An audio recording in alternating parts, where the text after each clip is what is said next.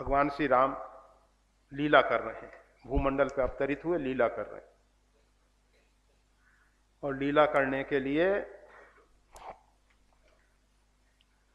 तीर्थ यात्रा करने गए और तीर्थों में संत महात्माओं का समागम हुआ और संतों ने सबने एक स्वर से कहा, अपने अंतरस्थ परमात्मा को पाओ, अपने अंदर छिपे हुए परमात्मा को पाओ, यह भटकन बाहर भटकना बंद करो, क्यों यह तीर्थों में भटक रहे हो।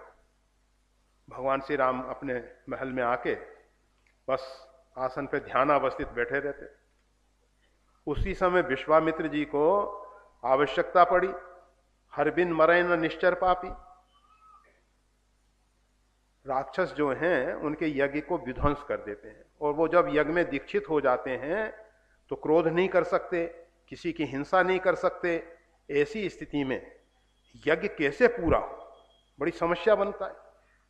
तो महर्षि विश्वामित्र जी ध्यान करने लगे। ध्यान में उनको दिखाई दिया कि हर बिन मरे न निश्चर पापी, ये जो राक्षस हैं इनको मार तो कोई भी देगा, परंतु इनका कल्याण कैसे होगा। तो कल्याण तो परमात्मा के हाथ से अगर ये मारे जाएंगे तभी इनका कल्याण हो सकता है, अन्यथा इनके कल्याण का कोई दूसरा उपाय नहीं है। संत हमेशा दूसरों के कल्याण की बात सोचते हैं।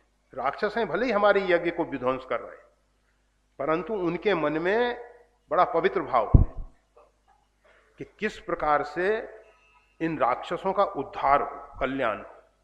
तो विचार किया, उद्धार करने के लिए तो परमात्मा भूमंडल पे अवतरित हुए हैं, तो उनको ले आते हैं।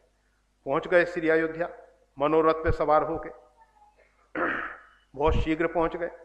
और वहां पहुंचने पे महाराज दशरथ ने स्वागत किया, निवेदन किया।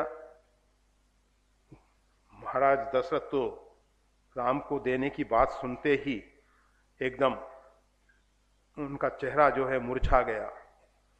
उनको ऐसा लगने लगा कि मेरे ऊपर कोई प्राण पे संकट आ गया है, क्योंकि राम देत नहीं बनई गुसाई। मैं परमात्मा श्री राम को नहीं छोड़ सकता हूं, नहीं दे सकता हूं। अगर परमात्मा हमसे दूर हो जाएंगे, अलग हो जाएंगे, तो हमारा जीवन नहीं रहेगा। वशिष्ठ जी ने समझाया, देखो विश्वामित्र जी सामर्थ्यशाली हैं, ये राम जी को ले जाने के लिए जो कह रहे हैं, अभी तुम नहीं जानते हो, इनकी जो आदि शक्ति जगदम्बा सीता जी हैं वो जनकपुर में प्रकट हुई हैं, तो उनको लाने के लिए कह रहे हैं कि केवल राम की उपासना मत करो, जुगल उपासना करो, सीताराम जी की उपासना करो। ये राम जी को ले जाएंगे और वहां से जुगल स्वरूप में सीताराम जी के स्वरूप में आएंगे। वशिष्ठ जी ने तुरंत अच्छे ढंग से समझा दिया और महाराज दशरथ को बात समझ में आ गई कि हाँ ये तो बहुत अच्छी बात है, ब्रह्म सक्रिय हो जाए बहुत अच्छा है, उसकी आदि शक्ति भगवती जगदम्बा उसके साथ जुड़ जाए बहुत अच्छा। अब मंत्रियों से कहा कि जाओ भगवान श्री राम को ले आओ। जाके देखा तो राम जी तो ध्यान में बैठे हुए। गुरु वशिष्ठ जी ने कहा कि जाओ बुला के लाओ, मेरा आदेश है। गुरु आज्ञा सुन के, गुरु आज्ञा गरिष्यसि, बस भगवान श्री राम उठ के आ गए। तो वशिष्ठ जी ने फिर पुरुषार्थ की महिमा समझाई कि देखो परमात्मा ने ये जो शरीर दिया है ना, पत्थर बनने के लिए नहीं दिया है, सुबह से शाम तक ध्यान में बैठे रहो, ध्यान करो जरूर करो, परंतु उसके साथ साथ और भी कुछ करना है। कहा क्या करना है?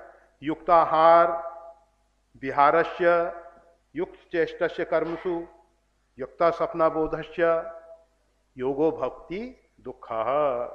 वशिष्ठ जी ने कहा कि दुखों को दूर करने वाला योग केवल उन्हीं व्यक्तियों को सिद्ध होता है जो युक्त आहार विहार करते हैं, जो शरीर के लिए आवश्यक तत्व हैं। जितनी खुराक हमारे शरीर के लिए आवश्यक है उतनी खुराक लेना परम आवश्यक है। ऐसा नहीं कि बहुत ज्यादा खाओ और आलस में पड़े रहो, या बिल्कुल नहीं खाओ, शरीर रुग्ण हो जाएगा, शरीर क्षीण हो जाएगा। बहुत अधिक सोना भी ठीक नहीं और बिल्कुल नहीं सोना भी ठीक नहीं। नींद भी लेनी जरूरी है। इसके साथ नहीं तो फिर सत्संग में जाएंगे आलस आएगा। इसलिए अच्छा ये है कि युक्त नींद ले लो और फिर ध्यान करो, और ध्यान के साथ साथ युक्त चेष्टस्य कर्मसु। परमात्मा ने मानव शरीर जो दिया है, मनुष्य एक सामाजिक प्राणी है। हम समाज से बहुत कुछ पाए हैं, ये शरीर भी समाज की देन है। हमारी जो सामाजिक व्यवस्थाएं हैं, पारिवारिक व्यवस्थाएं हैं, कुटुंब की व्यवस्थाएं हैं, उन्होंने हमको शरीर दिया है। तो इस शरीर का पूरा पूरा उपयोग समाज की सेवा में करो, युक्त चेष्टस्य कर्मसु। तो हम ये बताना चाह रहे थे कि खा के पड़े रहने का नाम नहीं, ठीक है यह संसार कांटे की बाड़ी है, परंतु किसके लिए है? आलसी प्रमादी लोगों के लिए। और जो पुरुषार्थी व्यक्ति हैं, जो समझदार व्यक्ति हैं, समझ पूर्वक पुरुषार्थ करते हैं, वो इसको आनंदमयी पुष्प वाटिका बना देते हैं।